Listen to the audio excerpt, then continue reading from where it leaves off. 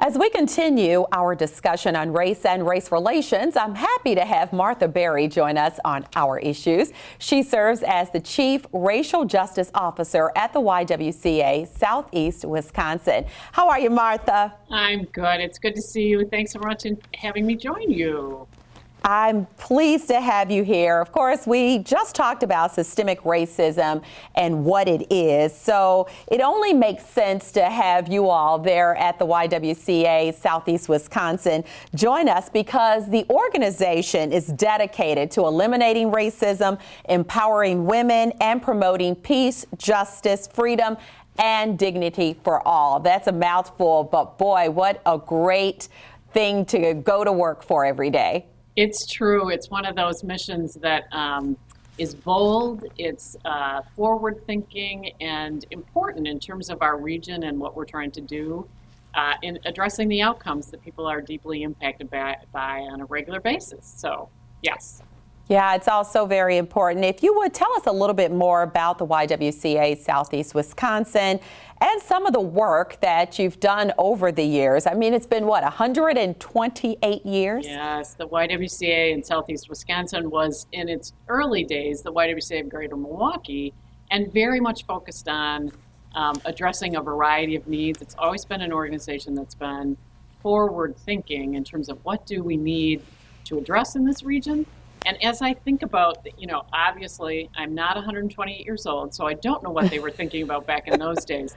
But when I think about the last 20 years, the YWCA has really been trying to put its focus much more on racism. Even though in the 40s, Dorothy I. Height was very important to our organization in addressing, looking at what is it going to take to address the issues around race and racism. So we've got a good history of it, and empowering women is just another way of saying we've got to look at the intersection of where racism and sexism interplay and how women in our region are often met with not just glass ceilings, but not opportunities to advance or access to opportunities, et cetera. And we know that progress comes slowly, but everyone there working hard at the YWCA Southeast Wisconsin, you believe that one day we will see racism come to an end?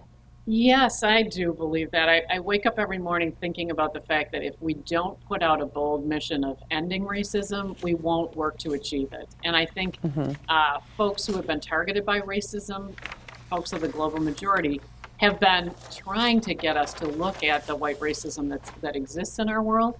And if we can, I as a white woman can wake up and say, what else can we do? What else in our sphere of influence? How else do we take this on? Just as you talked about in the very beginning about systemic racism, if we're not focused on the systemic ways that it structurally shows up across our region, we're too easily dismayed or give up in ways that are not useful to trying to change outcomes for people and their families. Yeah, and to put those words into action, you actually have a couple of workshops that you offer to the public that focuses on or examines the history and the impact of racism and what can actually be done. Each and every person can play a role. So if you would tell us a little bit more about your series, Unlearning Racism, Tools for Action. So it is a great program that we've designed a number of years ago and have been using for the last 13, 14 years. It's an opportunity for people to engage in conversations and also action, but moving towards that action. So do we actually understand the impact, how we've been socialized around race and racism, how the history and where we've been impacts where we are today, how it manifests itself in housing and all the different ways that policies and practices have been put in place, both in institutions but governmentally, that are impacting outcomes for people's lives.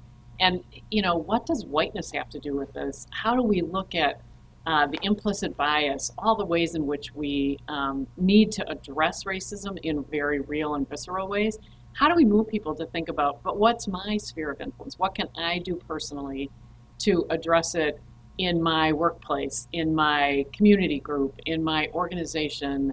I've joined a group that's really addressing something over here in terms of birth outcomes for mothers with children of color. How do I assist getting those conversations about race and racism happening on a regular basis? Yeah, conversations are all so very important. And every time we hear the experts talking about what can be done, it starts there. Conversations and being comfortable having that conversation. So with that said, you have a series that's also titled Conversations on Race, which goes right in line with what I just said. So I'd love to hear more about that as well. Yeah, so that one's really more of an introductory course to get people comfortable using race words, talking about race from lots of different perspectives. In all of our workshops, and we moved everything online, so everything is now virtual. We give people the opportunity, here's some content, we want you to think about this. Now we're going to send you to a breakout room. Now we're going to give you a listening pair. Here's an activity that we're going to do as a group. Now we're going to break you up. It's all about giving really good, solid, thoughtful information for you to digest and think about for yourself and your organization, or whatever you might be engaged in, and figure out, how do I make this come alive for me? So it's not about information for the sake of building awareness. What's my next step? What's the action that I need to do? What's the sphere of influence I can change? These outcomes, this access, all those different points. How do I do that? And so when you talk about these different series, do you really explain to people that no matter what side you stand on, there should not be any judgment, right? Yeah, we definitely try to get away from the judgment side of things. We want people to enter the conversation where they're at. We want to welcome you. You get to make mistakes when you're in our sessions. The reality is we've all made them. And how do we create a brave space, not a safe space where people come in and feel like they have to have it all figured out? We want you to come in, be able to make mistakes and learn from one another and not make that mistake again. What words can't I use? How do I interrupt when someone says a microaggression or is very thoughtless in what this looks like? How do I get people to understand that if we're going to change things, it's because we can do this together? While at the same time, we need to honor spaces where people need to be separated, where folks of color need to come together to come up with what's the next piece that needs to happen, and how do I follow the lead of someone of color about what else needs to be done. Yeah, I like that brave space, because it really does take courage and really having an opportunity to look in the mirror and say, not only what can I do, but do I have any hidden biases, and what can I do to eliminate those, and then not feeling like you're going to be judged by those. So I think that's all very good stuff. But as we wrap up, you have workplace consulting that you offer as well, and this is on many different levels, right? Yeah, so the workplace consulting that we do is often working with organizations that feel prepared to try to take on some of these bigger issues, that we can meet with them and say, well, what are the things that you've done and how have you addressed it? And I think in some businesses and organizations, they've been working on diversity, equity, and inclusion for a while. Our goal is to get them to look at one aspect of diversity, which is around race and therefore racism. Secondarily, to look at gender issues, gender equity issues, and how sexism may play a role, and the intersection of those. How has it been gendered in terms of racism in organizations? Getting those organizations to be able to look at, how are we doing on our hiring policies? We're trying to diversify our organization. What are we doing to find different places to get people to apply? How do we then, as we hire people, how do we get our organization to be more open to changing some of those policies and practices so that people are welcomed and not just come and fit into our box, but how do you bring something that we need to think about and change? And therefore, what are the practices that our organization needs to be willing to look at more deeply to try to shift and change? So it can go in lots of different directions, but there's many conversations that we've had with organizations that feel more ready to take that on. So everything from nonprofits to churches, universities, leadership teams, you guys cover it all. And the work that you're doing, it goes without saying, is so very important. Thank you so much, Martha, for stopping by and just really making us all aware of the great work that you're doing there. Thank you so much for asking. We appreciate it. Martha Berry is the Chief Racial Justice Officer at the YWCA Southeast Wisconsin. Joining me now is Paula Phillips, Senior Director, Race and Gender Equity. How are you, Paula? Doing well, Andrea. Happy to be here. Thanks for being here. Now, when we look at systemic or institutional racism, it affects education, economic empowerment, justice, and healthcare, just to name a few things. And your mission in action actually covers all those things. If you would talk a little bit about that. Yes, we have a big, bold mission to focus on eliminating racism and empowering women. And when we've taken the time to think about what that looks like, particularly during the pandemic, we recognize that we're not going to be able to do this alone. So we've been very thoughtful in thinking about how can we partner with employers, local entities, our clients and learners, funders, to really understand that it's going to take all of us to work together toward not just equity and inclusion, but really toward justice in our community. Yeah, and you just mentioned some key words, equity, inclusion, and diversity. Of course, a lot of work goes into those efforts, but I'm wondering how the YWCA Southeast Wisconsin actually takes all of those things and thinks about how you're going to do it as far as transforming those things into action. Thank you, Andrea.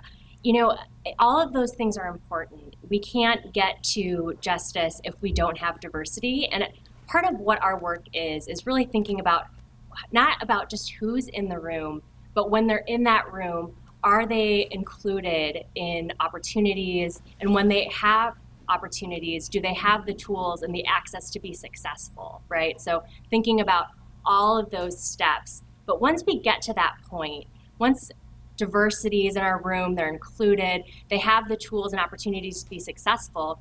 Now it's time for us to think about what built systems, to your point, those institutions are, how are those things working together that might make it more difficult to keep diversity, equity, and inclusion as part of the built environment. So an example of that might be, we have incredible HSED graduates that are able to enter the workforce and be great contributors to their employers. But really for them to understand what upward mobility looks like might be a little bit more difficult because they're newer to that environment than somebody that might be a second or third generation person within a sector. And a study that we did in 2016 was really looking at the Milwaukee market, thinking about what industries are growing and how can we make sure that those industries are bringing in a population that's reflective of our Milwaukee community, and not just reflective in that sort of recruitment model, which is, I would say, is diversity, making sure we have enough people in the room, but how can we help bridge supports for both the employees and the employers to understand what it takes to build new cultures. And we really believe a lot of that is in some of the things that are built into our programming around education, shared language, really understanding that this isn't personal. We don't believe that there are intentional bad actors that are trying to keep systems that hold us behind, but people don't understand that there's a larger system at play, and it's going to take all of us to rethink how that system works, and we have to do that together. Absolutely. Together is the key word. And is there anything else that you'd like to share with us, Paula, about the work that you do there and the importance of just really bridging all of these things together? We know that this is something that isn't going to happen overnight, and the YWCA Southeast Wisconsin has been so encouraged by how many citizens and community members are really starting to have conversations that might not have happened a year ago as it relates to racism and sexism. And we're ready for us to move forward beyond conversations and to really work together so that everyone can have economic stability, particularly for women and women of color within Milwaukee. Yes, indeed. Thank you so much for your time. And I think I speak for many when I say thank you for the work that you do. Thank you so much, Andrea. Paula Phillips, Senior Director, Race and Gender Equity for the YWCA Southeast Wisconsin. For more information, visit ywcasew.org or call 414-374-1800.